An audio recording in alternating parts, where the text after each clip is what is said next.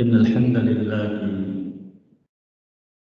نحمده ونستعينه ونستغفره ونعوذ بالله من شرور أنفسنا ومن سيئات أعمالنا من يهده الله فلا مضل له ومن يضلل فلا هادي له وأشهد أن لا إله إلا الله وحده لا شريك له وأشهد أن محمدا عبده ورسوله صلى الله عليه وعلى آله وصحبه ومن تبعهم بإحسان إلى يوم الدين وسلم تسليما كثيرا.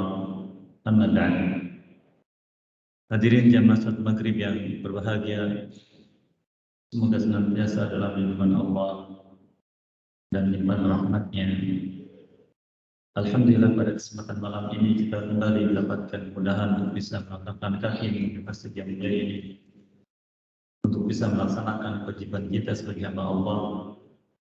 Semoga hal itu menjadi bekal terbaik untuk kita ketika kita berjumpa dengannya, dan juga mudah-mudahan bisa duduk di majlis yang mulia ini untuk mengambil faedah dari apa yang dituliskan ahli ilmu tentang apa yang wajib kita ketahui dari agama kita, agar kita semakin beriman kepada Allah, semakin bersemangat dalam taat kepadanya, dan semakin takut terhadap azabnya. Kita masih bersama faedah yang kita ambil dari kitab Al-Wadih yang ditulis oleh Syekh Dr. Muhammad bin Rabi' Musa Hafizahullah Ta'ala.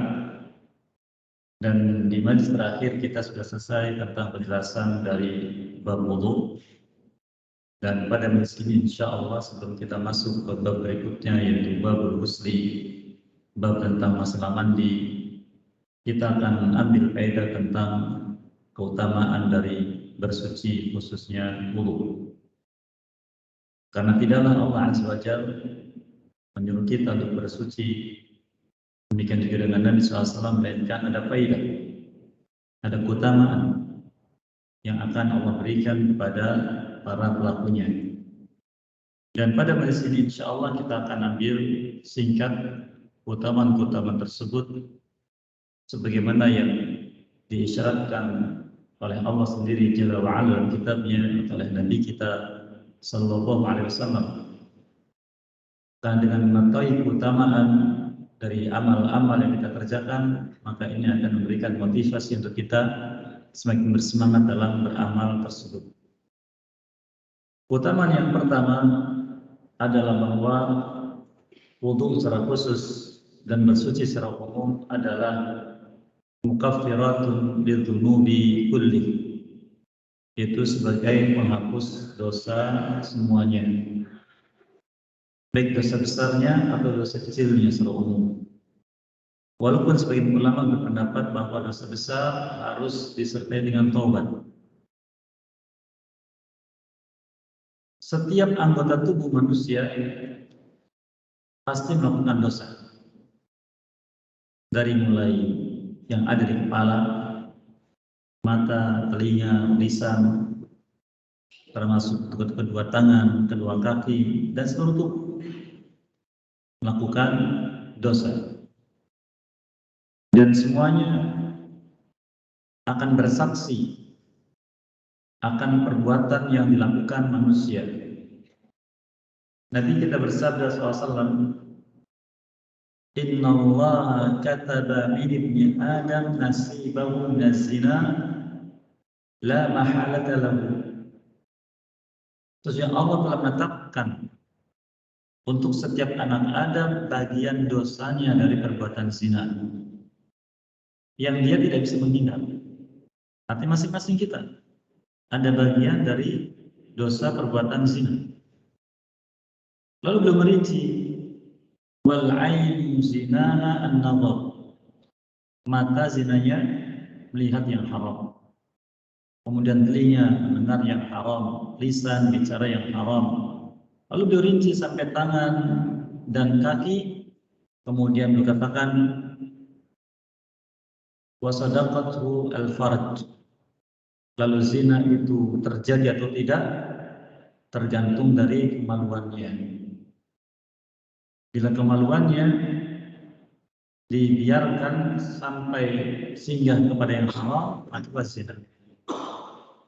Ini yang tercontoh perbuatan dosa. Dan mereka semua akan bersaksi sebagaimana yang Allah SWT sebutkan di surat Fussilat. Yang ini barangkali kita harus berhati-hati dan banyak mohon ampun kepada Allah dan beristighfar kepadanya, karena anggota tubuh kita ini semuanya akan bersaksi akan perbuatan kita, baik yang kita sadari ataupun tidak. Setelah sebutkan surat Fussilat di ayat yang ke-20 sampai 23, Allah firmankan, hatta idza ma ja'uha syahida 'alaihim sam'uhum wa absaruhum wa juluduhum bima kanu ya'malun. Sehingga apabila manusia semuanya datang menghadap Allah di mahsyar, maka pendengaran mereka, penglihatan mereka, dan kulit-kulit mereka semuanya bersaksi dengan apa yang dulu pernah mereka amalkan ketika di dunia dari maksiat. Di ayat berikutnya Allah berfirman, wa qalu li juludihim lima syahidtum alaina qalu antaqana Allahu alladhi antaqa kulla syai' wa huwa khalaqakum awwala marratin wa ilaihi turja'un.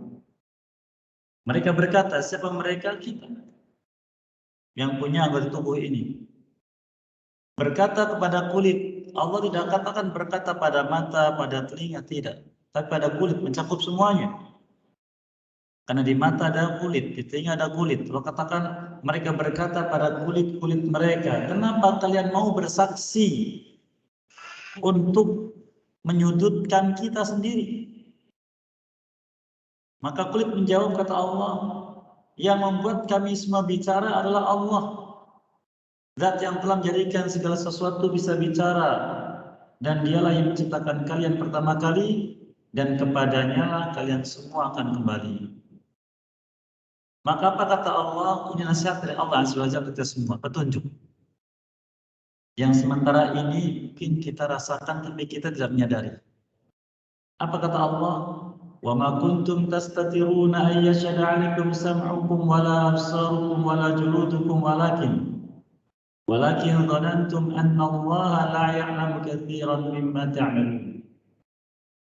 Dan kalian tidak bisa lagi menutupi perbuatan-perbuatan yang pendengaran kalian, penglihatan kalian, dan kulit kalian bersaksi. Tidak mungkin lagi bisa ditutupi. Tidak bisa menghindar. Tetapi kenapa kalian bisa berbuat seperti itu? Kata Allah, tetapi kalian dulu ketika melakukan perbuatan dosa itu menyangka bahwa Allah tidak mengetahui kebanyakan dari perbuatan kalian. Kira-kira betul tidak Bapak Ibu? Betul. Ketika kita berbuat dosa lupa kalau Allah melihat. Ketika kita bicara ghibah, bicara qatar, lupa kalau Allah mendengar. Allah katakan. Tapi kalian lupa atau kalian menyangka bahwa Allah tidak mengetahui kebanyakan dari apa yang kalian lakukan. Lalu kata Allah di ayat berikut, wa dzalikum dhannukum alladzi dhanantum bi rabbikum ardaakum fasbahtum minal khasirin. Maka prasangka kalian yang demikian kepada Tuhan kalian itu, yaitu Allah, membuat kalian hina di akhirat, sehingga kalian jadi orang-orang yang merugi. Nah, Allah Azza wa Jalla Zat Maha Rahmat kepada hambanya khususnya yang beriman. Maka Allah berikan sarana-sarana menghapuskan dosa itu. Dan di antaranya adalah wudu. Apa kata Nabi SAW? Dia bersabda dalam hadis riwayat Imam Ahmad dan yang lainnya, "Idza tawadda'a al-'abdul mu'min." Apabila seorang hamba yang beriman berwudu, kharajat khatayahu, maka dosa-dosanya yang akan dilakukan oleh tubuh semua kharajat, keluar, rontok, min fihi, dari mulutnya ketika dia berkumur. Wa idza istanthara kharajat al-khataya min anfih, dan ketika menghirup air ke hidung kemudian dibuang dengan istinthar, maka keluarlah dosa dari hidungnya. Wa idza ghasala wajhahu kharajatil khataya min wajhihi. Dan apabila dia membasuh mukanya, maka dosa-dosa dari wajahnya keluar. Hatta takhruja min tahti asfari ainai, sampai bercucuran dari sudut-sudut matanya. Dari kelopak mata ini keluar. Wa idza ghasala yadayhi kharajatil khataya hatta takhruja min tahti adfari yadayhi. Dan apabila membasuh dua tangannya, dosa-dosa bercucuran keluar dari sela-sela kuku-kuku kedua tangannya. Fa idza masaha bi ra'sihi kharajatil khataya min ra'sihi hatta takhruja min udhunayhi. Maka apabila dia mengusap kepalanya, dosa-dosa keluar dari kepalanya sampai dari kedua telinganya. Fa idza ghasala rijlaihi kharajatil khataya min rijlaihi hatta takhruja min adfari rijlaihi. Dan apabila dia membasuh kedua kakinya, maka dosa-dosa keluar dari kedua kakinya sampai keluar dari kuku-kuku kedua kakinya. Di dalam hadis riwayat lain Imam Tirmidzi mengatakan, beliau meriwayatkan Nabi SAW bersabda, kharajat dhunubuhu ma'al ma' aw ma'akhir qatril ma'. Dosa-dosa bercucuran keluar bersama air yang dia siramkan atau bersama tetesan-tetesan air sampai akhirnya. Oleh karena dari hadis ini, maka sebagian ulama mengatakan apabila berwudu maka hendaknya tidak diusap air tersebut karena dia merontokkan dosa. Namun ini pendapat, asalnya boleh karena sudah keluar bersama air yang digunakan untuk berwudu. Maka apabila ternyata wudu ini dapat merontokkan dosa, maka sangat dianjurkan kita sering-sering berwudu. Apabila kita batal wudu, wudu lagi. Karena merontokkan dosa. Dan kita akan sebutkan di keutamaan yang lain insya Allah tentang keutamaan menjaga wudu. Bahkan keutamaan wudu sebelum tidur, yang mungkin sebagian kita belum mengetahui.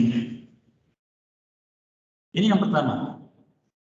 Kemudian keutamaan berikutnya, ya, keutamaan yang kedua adalah wudu sebagai pengenal dari pelakunya kepada Nabi SAW. Jadi Nabi SAW nanti di mahsyar, beliau melihat manusia yang sangat banyak itu, beliau akan mengenal ini umatku dengan wudu, dan selainnya tidak dikenal. Hal ini sebagaimana sabda Nabi kita SAW dalam hadis Imam Bukhari dari Abu Hurairah radhiyallahu anhu, beliau mengatakan, inna ummati ya'tuna yawmal qiyamati ghurran muhajjalina min atharil wudu.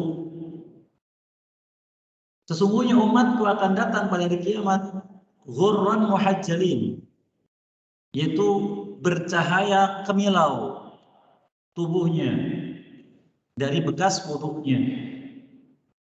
Wa fi riwayatin Ahmad, dalam riwayat lain yang disebutkan Imam Ahmad rahimahullah mengatakan, kaifa ta'rifu ummatak ya Rasulullah min bainil umam fima baina Nuhin ila ummatik. Bagaimana engkau bisa mengenal umatmu ya Rasulullah, padahal di sana banyak umat dari kaum Nabi Nuh alaihissalam sampai umatmu. Lalu menyebutkan hadis tersebut. Abu Hurairah radhiyallahu anhu riwayat yang mengatakan, man istata'a minkum ayyutila qurratahu falyaf'al. Maka siapapun dari kalian yang bisa menyebabkan panjangnya cahaya itu, lakukan. Ini pendapat Abu Hurairah radhiyallahu anhu. Artinya lebihkan dari batasnya. Kalau batasnya siku itu yang kita pernah pelajari kemarin, maka lebihkan sampai atas.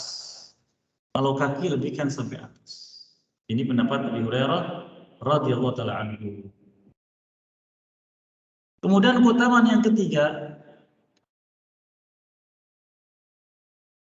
Wudu dapat memberikan rasa segar dan semangat untuk anggota badan, serta menghilangkan kotoran dan daki yang melekat di tubuh, sehingga dia ketika bermunajat dengan Rabb-nya, dengan Allah SWT, dalam keadaan suci dan semangat. Nah, ini kita rasakan ketika selesai wudu, segar badan kita karena tersentuh air. Dan hal ini menjadikan hamba semangat dalam ibadah kepada Allah SWT. Semangat dalam ibadah kepada Allah SWT. Dan hal ini juga berlaku apabila seorang hamba berwudu sebelum tidur. Berwudu sebelum tidur. Disebutkan dalam hadis Abdullah bin Amr bin Al-As radhiyallahu anhu, diriwayatkan Imam Baihaqi dalam Syu'abul Iman, beliau mengatakan secara mauquf dari Abdullah bin Amr, arti pendapat beliau, innal arwaha ta'ruju biha fi manamiha wa tu'maru bisujud 'indal 'arsy wa man kana tahiran sajada 'indal 'arsy wa man kana laysa bi tahirin sajada ba'idan 'anil 'arsy. Kata beliau, sesungguhnya roh-roh manusia semuanya ketika tidur naik ke atas. Nanti akan disebutkan ayatnya insyaallah. Kenapa beliau berkata demikian? Kemudian diperintahkan untuk sujud di sisi arsy. Maka barang siapa dalam keadaan suci, dia sujud di sana, dan barang siapa tidak dalam keadaan suci, maka dia jauh dari arsy. Hal ini sebagaimana disebutkan oleh Allah Azza wa Jalla di surat Az-Zumar. Di surat Az-Zumar, Allah Azza wa Jalla menyebutkan di ayat yang ke-42, Allah yatawaffal anfusa hina mautiha wallati lam tamut fi manamiha wa yumsiku allati qada 'alaiha al-maut wa yursilul ukhra ila ajalin musamma inna fi dzalika laayatin liqaumin yatafakkarun. Allah mewafatkan jiwa-jiwa manusia ketika sampai pada kematiannya. Ada wafat, ada mati. Mati itu adalah selesainya waktu hidup, berpisah antara roh dengan jasad selamanya. Adapun wafat bisa mati, bisa tidur. Mananya wafa, yaitu sudah ditunaikan jatah waktunya. Maka katakan baik yang mati dan yang belum mati ketika tidur. Ketika tidur itu disebut juga dengan wafat. Atau orang Arab mengatakan al-mautus shaghir, kematian kecil. Kemudian ketika tidur itu, siapa dari jiwa manusia yang sudah Allah tetapkan kematiannya, rohnya tidak dikembalikan. Jadi roh itu diambil oleh Allah, dipegang. Kalau dia mati tidak dikembalikan. Kalau masih ada jatah hidup, dikembalikan. Sampai waktu yang ditentukan. Maka pada yang demikian ini ada tanda akan keagungan Allah bagi kaum yang mau berfikir. Oleh karena jangan aneh kalau kita pagi-pagi mendengar fulan meninggal dunia. Kenapa tidak tahu? Dia tidur lalu dibangunkan tidak bangun tanpa sebab. Ayatnya ini. Maka inilah yang sangat dikhawatirkan para ulama kita. Berapapun usia kita, khususnya untuk kita yang usianya sudah sampai usia uzur. Usia uzur itu usia 60 tahun ke atas. Maka mempersiapkan. Barangkali Jika tidur seperti itu, maka kita dalam keadaan terbaik, dalam keadaan suci. Nanti akan disebutkan di hadis yang terkait dengan keutamaan berwudu sebelum tidur. Nah, ayat inilah yang menjadi dasar sahabat yang mulia Abdullah bin Amr bin Al-As radhiyallahu anhu mengatakan demikian. Keutamaan berikutnya,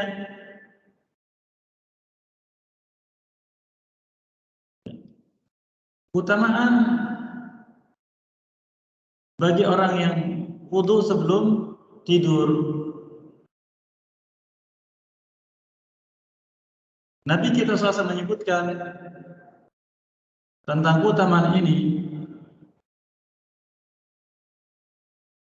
menjelaskan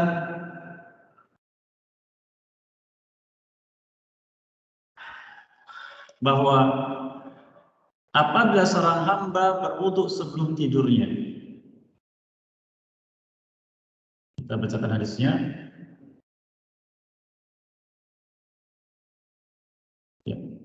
Beliau katakan, man lamsa tahiran, hadis riwayat Imam Al-Bazzar dan Ibnu Hibban, hadisnya hasan. Man bata tahiran bata fi syi'arihi malakun wa wal munasib lil jismi minal malabis fala yastayqidu minal laili illa qala al malak Allahumma ighfir li 'abdika kama bata tahiran. Apabila seorang hamba tidur di malam hari dalam keadaan suci, maka akan tidur bersamanya malaikat, ya, ikut bersama syiarnya, yaitu selimutnya, pakaian luarnya, dan dia melekat dengan pakaiannya,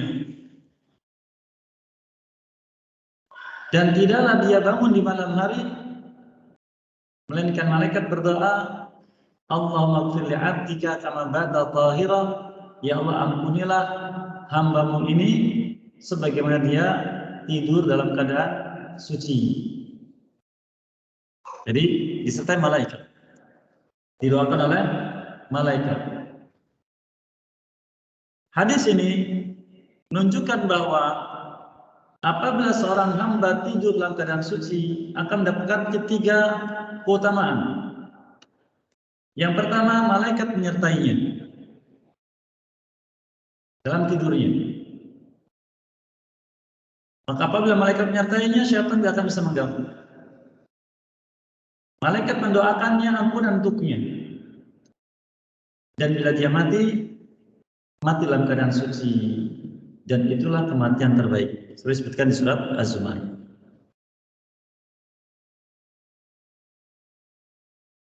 Allah Azza wa Jalla menyebutkan di surat Al-A'raf, di surat Al-Isra, bahwa syaitan menyertai kehidupan manusia. Ya, syaitan menyertai kehidupan manusia. Allah telah firmankan di surat Al-Isra ayat 64, wastafziz man istata'ta minhum bi sautika wajlib 'alaihim bi khaylika wa rajlik wasyarikhum fil amwali wal aulad wa'idhum wa ma ya'iduhum asyaitanu illa ghurura. Inna ibadi laysa laka 'alaihim sultan wa kafa bi rabbika wakila. Allah berkata kepada iblis, dan ini kepada seluruh syaitan dari bangsa jin, hendaklah kalian atau engkau wahai iblis mendatangi mereka, yaitu anak Adam semuanya, kemudian engkau perdayakan mereka itu,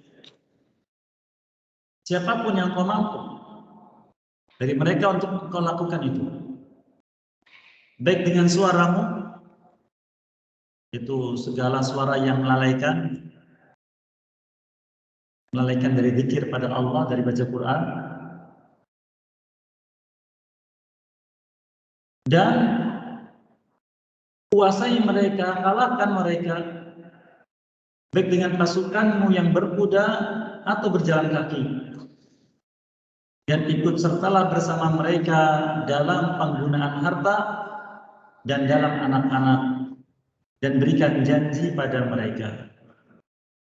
Oleh karenanya Nabi kita SAW mengajari kita, di khusus yang bersuami istri, bagi yang belum hafal silakan menghafalkan, ketika bergaul maka doanya adalah Bismillah janibna syaitan wa janibi syaitan ma razaqtana.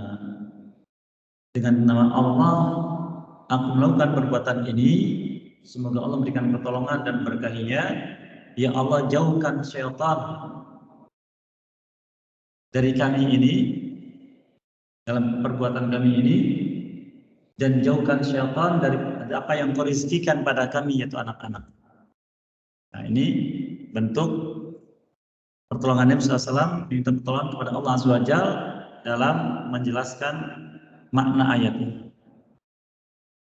Maka barang siapa yang tidurnya dalam keadaan suci, disertai malaikat sebagai penjaga dari syaitan yang ingin ikut serta, sehingga tidak sedikit dari manusia, masuk kaum muslimin, ketika tidur tidak mengikuti petunjuk Nabi SAW, tidur gelisah, mimpi yang tidak menyenangkan, stres, susah tidur, dan semisal. Ini diantara faedah. Bahkan dijelaskan oleh sebagian ulama tentang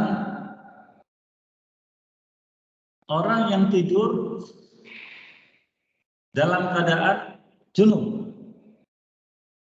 Ini bagian melakukan pergaulan suami istri, hendaknya sebelum tidurnya wudu. Yaitu apabila seorang hamba dalam keadaan junub dan dia tidur, maka tidak diizinkan oleh Allah ruhnya untuk sujud kepadanya ketika dia tidur. Disebutkan dalam hadis riwayat Imam Baihaqi tadi dari Abdullah bin Amr bin Al-As radhiyallahu anhu. Ini masalah gaib, memang tidak bisa kita jangkau. Maka hendaknya kita berusaha ketika kita tidur, sebelumnya kita berwudu. Utama berikutnya adalah bahwa wudu dikatakan silahul mukmin. Apa itu silah? Senjata bagi orang beriman. Sebagian dikatakan oleh Umar bin Khattab radhiyallahu anhu, beliau menyebutkan innal wudu as-salih yutridu anka syaitan. Sesungguhnya wudu yang baik kalau dikerjakan seorang dapat mengusir syaitan. Oleh karena para ulama menganjurkan siapapun dari kita ketika hendak tidur untuk berwudu. Ya, seperti disebutkan dalam hadis sebelumnya tentang disertainya oleh para malaikat. Utama berikutnya bahwa wudu yang dilakukan seorang ketika wudu batal wudu kembali, yang sudah kita lewati di penjelasan tentang masalah wudu ini, yaitu dari hadis Ali bin Abi Thalib radhiyallahu anhu yang berkatakan inni rajulun madzab. Aku ini laki-laki yang madzab. Apa itu madzab? Mudah keluar madhi. Artinya mudah terangsang. Dan ini aib. Wa astahi an as'ala Nabi sallallahu alaihi wasallam lima kanati Fatimah. Aku malu bertanya kepada Nabi sallallahu alaihi wasallam karena kedudukan Fatimah anak beliau adalah istriku. Malu. Maka beliau menyuruh sahabatnya Al-Miqdad untuk bertanya kepada Nabi sallallahu alaihi wasallam ketika ditanyakan kafabi an yaghsilahu thumma yatawadda. Maka cukup baginya untuk mencuci kemaluannya kemudian berwudu. Padahal Ali bin Abi Thalib radhiyallahu anhu tidak menanyakan untuk sholat, tidak. tapi mengeluhkan dirinya yang kemaluannya sering mengeluarkan madhi. Yang ini membatalkan wudu. Maka beliau menyebutkan dicuci, setelah itu wudu. Ini menjelaskan bahwa wudu itu bagian hidup orang beriman. Dia menjaga wudu. Oleh karenanya sebagian ulama menyebutkan hadis Nabi SAW yang dikeluarkan Imam Ahmad tentang keutamaan wudu di sini, la yuhafidhu 'ala al-wudu illa al-mu'min. Tidak ada yang bisa menjaga wudu kecuali orang beriman. Maknanya kalau seorang wudu kemudian batal wudu kembali, dijaga wudunya agar senantiasa dalam keadaan suci dengan wudunya, itu sebagai ciri dari keimanannya. Ciri dari iman. Sehingga apabila kita buang hajat, buang air besar atau buang air kecil, bukan hanya istinja kita lakukan, tapi setelah itu bagaimana? Berwudu. Ini sangat dianjurkan karena keutamaan yang khusus di sini. Kemudian sebagaimana yang juga kita sebutkan dalam pembahasan wudu, dianjurkan selesai berwudu untuk berdoa dengan 3 macam doa. Mudah-mudahan mesti ingat. Doa yang pertama, asyhadu an la ilaha illallah wa asyhadu anna Muhammadan abduhu wa rasuluh. Yang kedua, Allahumma ij'alni minat tawwabin waj'alni minal mutatahhirin. Yang ketiga, subhanakallahumma bihamdik asyhadu an la ilaha illa anta astaghfiruka wa atubu ilaik. Maka ketika hamba mengucapkan doa yang pertama, Nabi kita SAW menyebutkan keutamaannya. Apa itu? Dikatakan illa futihat lahu abwabul jannati thamaniyah yadkhulu min ayyiha syaa. Maka ketika hamba selesai wudu mengucapkan asyhadu an la ilaha illallah wa asyhadu anna Muhammadan abduhu wa rasuluh, dibuka pintu surga semua yang 8 dan dia nanti masuk ke dalamnya dari pintu manapun dia suka. Ini keutamaan. Kemudian doa yang kedua, Allahumma ij'alni minat tawwabin waj'alni minal mutatahhirin. Allah berjanji di surat Ghafir, wa qala rabbukum ud'uni astajib lakum. Tuhan kalian Allah berfirman pada kalian, berdoalah kalian kepadaku, aku pasti menjawab doa kalian. Pasti, kata Allah. Dan Nabi kita bersabda SAW, man lam yas'alillah yaghdab alaih. Barang siapa tidak meminta pada Allah, Allah murka padanya. Maka berdoa setelah berwudu di antara doa yang mustajab. Dan doa yang ketiga, seperti doa kafaratul majlis. Di sana ada permohonan ampunan kepada Allah SWT. Keutamaan berikutnya, bahwa seorang yang menjaga wudu akan mengangkat derajatnya. Sebagaimana sabda Nabi kita SAW menyebutkan dalam hadis Imam Muslim, ala adullukum ala ma yamhullahu bihil khataya wa yarfa'u bi darajat. Qalu bala. Qala isbagul wudu' al makarih. Maukah aku tunjukkan pada kalian, kata Nabi SAW, sesuatu yang dapat menghapuskan dosa-dosa kalian dan meninggikan derajat kalian di sisi Allah? Kata mereka, tentu. Apa kata beliau? Isbagul wudu' al makarih. Maka lakukan wudu sesempurna mungkin sampai batas maksimalnya. Kata para ulama, isbagul wudu' al makarih yaitu berwudu sampai pada batasnya, yaitu batas maksimal. Contohnya membasuh tangan, batasnya siku. Maka maksimalkan, jangan sampai kurang. maksimalkan. Itu makarih. Dan kalau kita cermati tidak sedikit dari kaum muslimin ketika berwudu kurang perhatikan kemaksimalannya. Contoh yang sering saya perhatikan ketika membasuh muka, tidak sedikit dari mereka tidak memperhatikan bagian pelipis, bagian batas dengan telinga, dan bagian yang berbatasan dengan dagu. Jadi asal membasuh saja. Ini tidak berkenan. Padahal Nabi kita SAW ketika melihat seorang sahabat berwudu, kemudian ditumit kakinya masih ada yang belum tersentuh air sebesar uang logam, beliau mengatakan wailun lil aqab minan nar. Maka tumit-tumit itu celaka, dia mendapatkan bagian dari api neraka. Jadi kadang kita beribadah ada sisi ancaman. Apabila ibadah yang kita lakukan tidak mengikuti petunjuk atau kurang sempurna.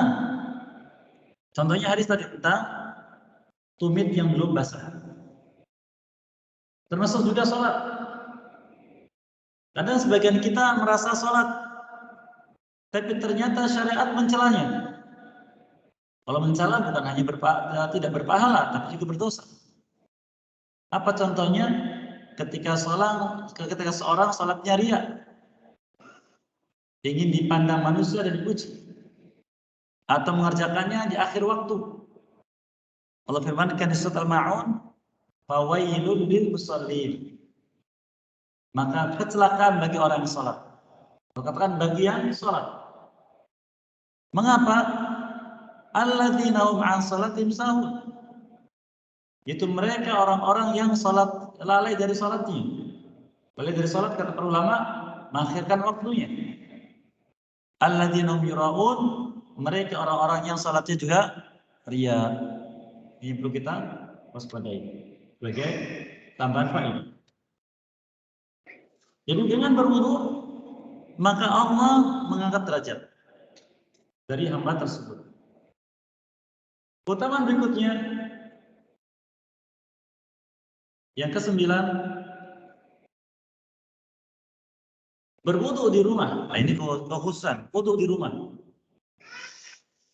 Kemudian keluar menuju masjid, tujuannya hanya untuk sholat saja. Keluarnya itu tujuannya hanya untuk sholat. Maka Nabi kita SAW menyebutkan, man tawadda fi baitihi thumma kharaja wala yukhrijuhu illa shalah.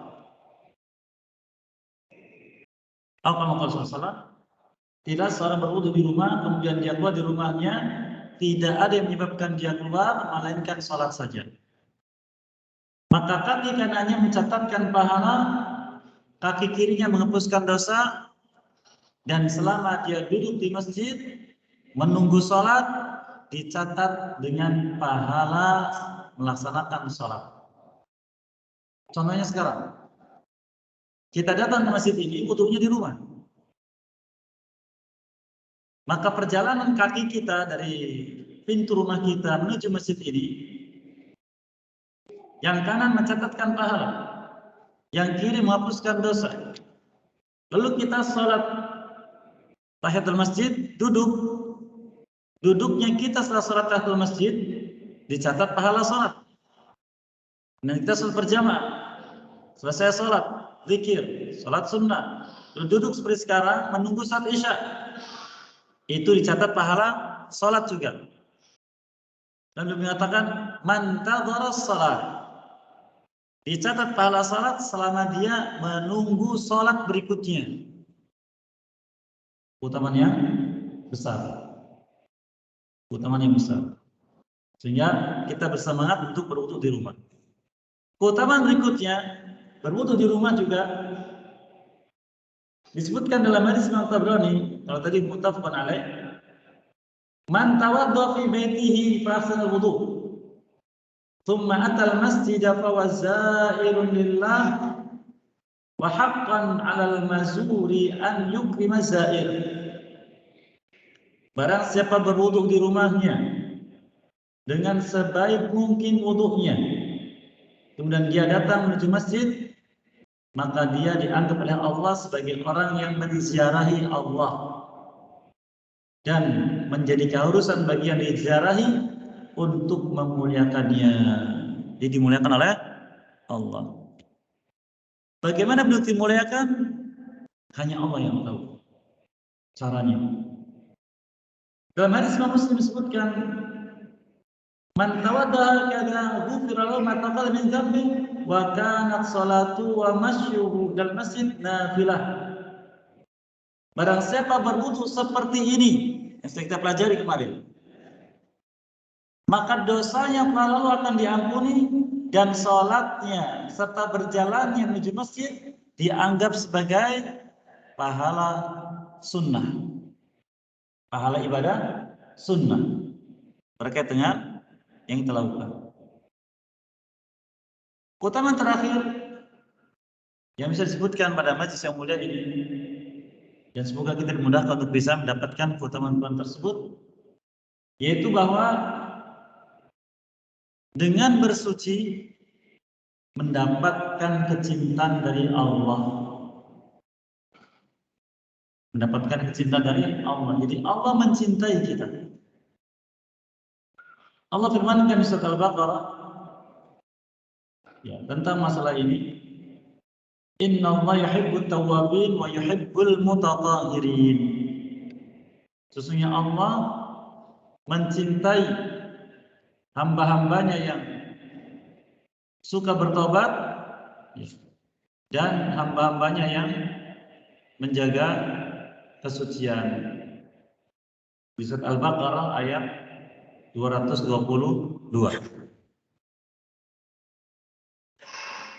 Sebelumnya menjelaskan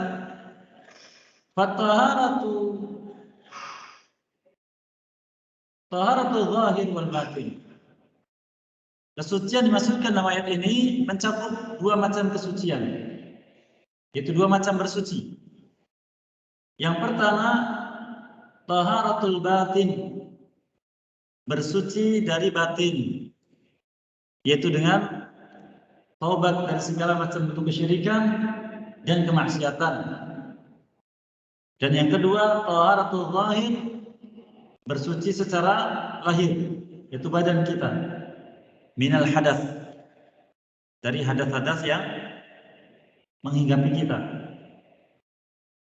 Dan keutamaan-keutamaan tadi itulah yang dijanjikan oleh syariat untuk setiap hamba yang melaksanakan syiar Allah yang mulia ini.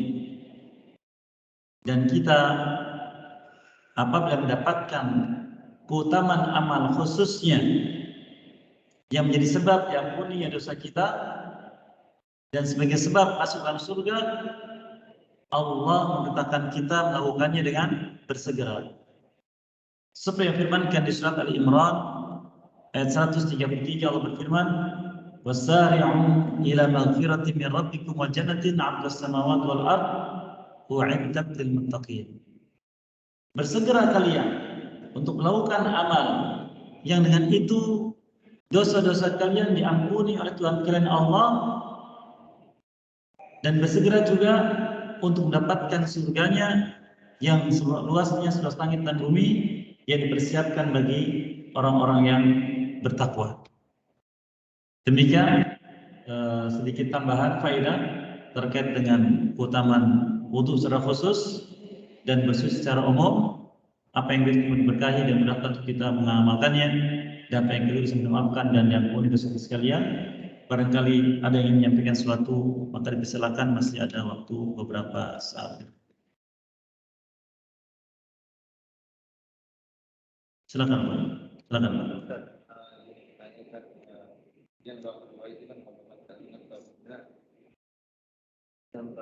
Iya. Kadang kita menemukan terus tanya wajah identitas solihin itu gimana? Tentang lafaz yang tadi disebutkan, Allahumma ij'alni minat tawwabin wa ij'alni minal mutatahhirin, Memang sebagian ulama mendhaifkan lafaz ini. Namun penulis, dan kita sudah dapatkan penjelasan di majelis yang lalu,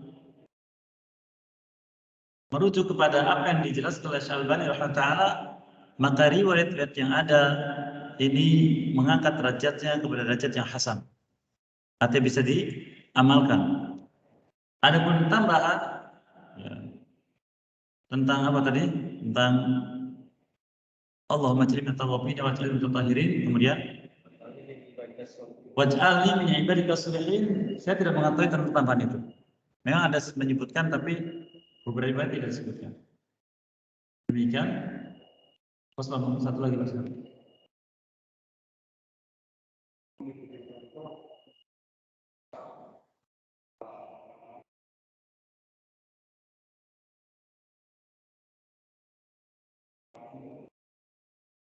Baik, barakallahu fikum.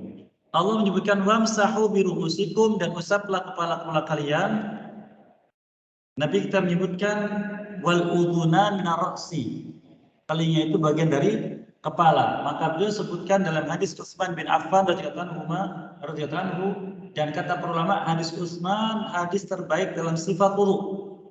Maka Nabi SAW membasahi kedua tangannya, lalu ditiriskan, lalu meletakkan kedua tangannya di kepalanya, digerakkan ke belakang sampai tengkuk, kembali ke depan, kemudian memasukkan telunjuknya ke lubang telinga, meletakkan ibu jarinya di belakang telinga, lalu digerakkan ke atas sekali, mengusap sekali. Adapun yang mengatakan 3 kali, maka tidak disebutkan dalam satu riwayat pun. Adapun yang berpendapat bahwa mengusap kepala itu sebagian saja, ya sebagian begini, itu boleh. Pendapat umumnya ulama mazhab Syafi'i. Mereka mengambil itu dari lafaz wamsahu bi ru'usikum, bi arti sebagian kepala kalian. Ini juga pendapat ulama mazhab Hanafi. Namun sebagaimana kita ketahui Allah berfirman surat An-Nahl tentang Nabi SAW, litubayyina linnas ma unzila ilaihim, agar engkau Muhammad SAW menjelaskan pada manusia apa yang turunkan kepada mereka Al-Quran ini. Maka Quran ditafsirkan dengan ayat. Dan Imam Syafi'i mengatakan Allah Ta'ala, idza wajadtum qawli yukhalifu al-hadith fa innal haditha madhhabi, atau kama qala. Apabila kalian mendapati pendapatku bertentangan dengan hadis, maka mazhabku adalah hadis yang sahih. Demikian wallahu a'lam. Demikian wassalamualaikum warahmatullahi wabarakatuh. Alhamdulillah alamin. Subhanakallahumma wa bihamdika asyhadu an la ilaha illa anta astaghfiruka wa atubu ilaik. Assalamualaikum warahmatullahi wabarakatuh.